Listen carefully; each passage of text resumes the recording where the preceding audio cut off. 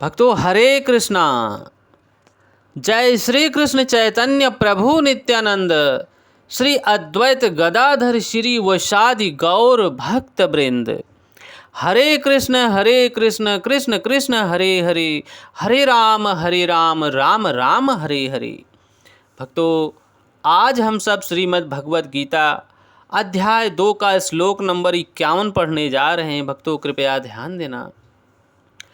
कर्मजं बुद्धि युक्ता ही फलम त्यक्त्वा मनीषिणः जन्म बंध निर्मुक्त्वा पदम गच्छत्यम नयनम।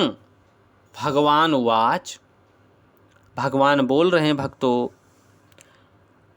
इस तरह भगवत भक्ति में लगे रहकर बड़े बड़े ऋषि मुनि अथवा भक्तगण अपने आप को इस भौतिक संसार में कर्म के फलों से मुक्त कर लिए।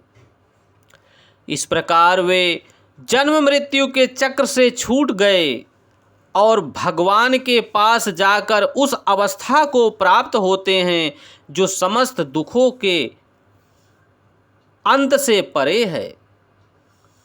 भक्तों यहाँ भगवान बोल रहे हैं कि मनुष्य को भगवत भक्ति में रहकर कार्य करना है, जिससे कि उसे मुक्त जीवों का संबंध उस स्थान से होता है जहाँ भौतिक कष्ट नहीं होते। भागवत में कहा गया है भक्तों, समाश्रिता ये पदवलम महत पदम पुण्यसो मुरारेः भावबंधु सर्वपदम परम पदम यद विपताम तास्तेषाम। भगवान बोल रहे हैं भक्तों, जिसने उस भगवान के चरण कमल रूपी नाव को ग्रहण कर लिया है वह दृश्य जगत के आश्रय हैं और मुकुंद नाम से विख्यात हैं, अर्थात मुक्ति के दाता हैं। उसके लिए यह भवसागर गौखुर में समाये जल के समान है। उसका लक्ष्य परम पदम है, अर्थात वह स्थान जहाँ भौतिक कष्ट नहीं होते। श्री वैकुंठ धाम वह स्थान नहीं जहाँ पद पद पर संकट हो। भक्तों ध्यान देना, अज्ञानवश मनुष्य यह नहीं समझ पाता कि यह भौतिक जगत ऐसा दुखमय स्थान है जहाँ पद पद पर संकट है। केवल अज्ञानवश अल्पज्ञानी पुरुष यह सोचकर कि कर्मों से वे सुखी रह सकेगा, सकाम कर्म करते हुए स्थिति को सहन करते हुए उन्हें यह ज्ञात नहीं है कि संसार में कहीं भी कोई भी शरीर दुखों से रहित नहीं है।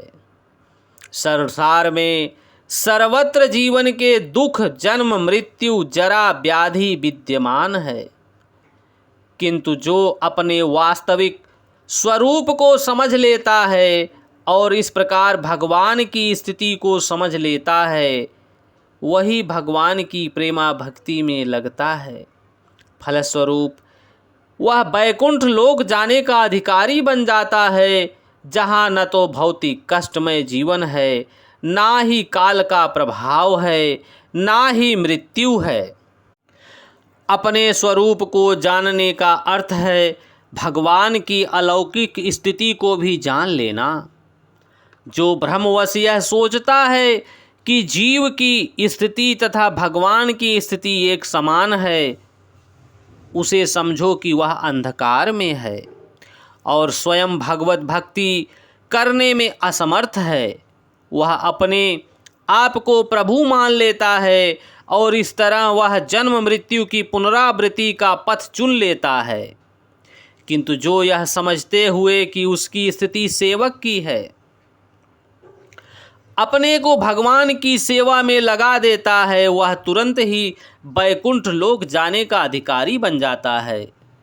भगवान की सेवा कर्म योग या बुद्धि योग कहलाती है, जिसे स्पष्ट शब्दों में भगवत भक्ति कहते हैं। भक्तों आप सब लोगों को भी ऐसे ही अपने जीवन में भगवत भक्ति अपनाते हुए अपना कर्म करना है। कर्म करते हुए फल को भगवान को अर्पित करते हुए भगवान को प्राप्त करना है। जय श्री कृष्णा।